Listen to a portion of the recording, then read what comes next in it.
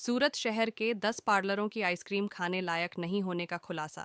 नगर पालिका के खाद्य विभाग द्वारा लिए गए सैंपल की रिपोर्ट आ गई।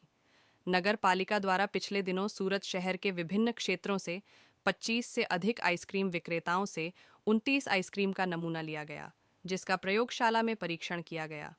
29 में से 10 सैंपल फेल साबित हुए, जिसमें दूध में वसा की मात्रा 10% से कम होती है और कुल ठोस पदार्थों की मात्रा भी 36% से कम होती है। Report Deepak Roy, you Bharat. Deputy commissioner health and hospital Shri અને આરોગ્ય અધિકારી શ્રીની સીધી માર્ગદર્શન અને સૂચના હેઠળ સુરત મહાનગરપાલિકાના અલગ અલગ ઝોનમાં આઈસ્ક્રીમનું વેચાણ કરતી તેમજ ઉત્પાદન કરતી સંસ્થાઓમાં ફૂડ વિભાગના ફૂડ સેફ્ટી ઓફિસરો દ્વારા નમૂના લેવાની તેમજ તપાસણીની કામગીરી કરવામાં આવી હતી. આ લગભગ 29 સંસ્થા જેવી હતી, જેમાંથી નમૂના લેવામાં આવેલા હતા. તે નમૂનાઓમાંથી 10 સંસ્થાના નમૂનાઓ ધારાધોરણ મુજબના માલુમ નહીં પડેલા.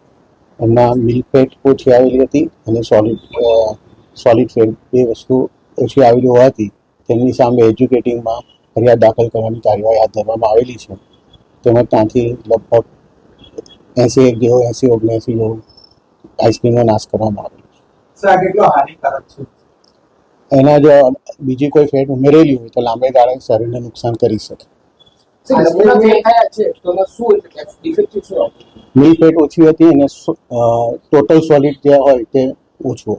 આઈસ્ક્રીમની અંદર મિલ્કનું પ્રમાણ કેટલું હોવું જરૂરી છે અને આ જે 10 સંસ્થાઓમાંથી આ જે મળી આવ્યું છે તેમાં મિલ્કનું જે પ્રમાણ છે તે કેટલું ઓછું છે? મિલ્ક ફેટ ઓછામાં ઓછી 10 હોવી જોઈએ, એનાથી પણ ઓછી આવેલી છે. એટલે એ નમૂનાઓ ધારાધોરણ મુજબ ન હોવાનું કહેવામાં. તેની કેટલી આડઅસર આવી પ્રકારની આઈસ્ક્રીમમાં રહેવાની છે? એટલે અંદર જો ફેટનો ઉમેરો હોય તો એમાં શારીરિક નુકસાન થઈ શકે. તો હવે લોકો પાસેથી ફેક છે અને કઈ રીતના પગલાં લેવાશે? એમની સામે એજ્યુકેટિંગમાં ફરિયાદ દાખલ કરવાની કાર્યવાહી હાથ ધરવામાં આવેલી છે. લાયસન્સ થઈ શકે? ના, હમણાં જે થાય તે એજ્યુકેટિંગ ઓફિસર શ્રીના ઓર્ડર મુજબ થશે.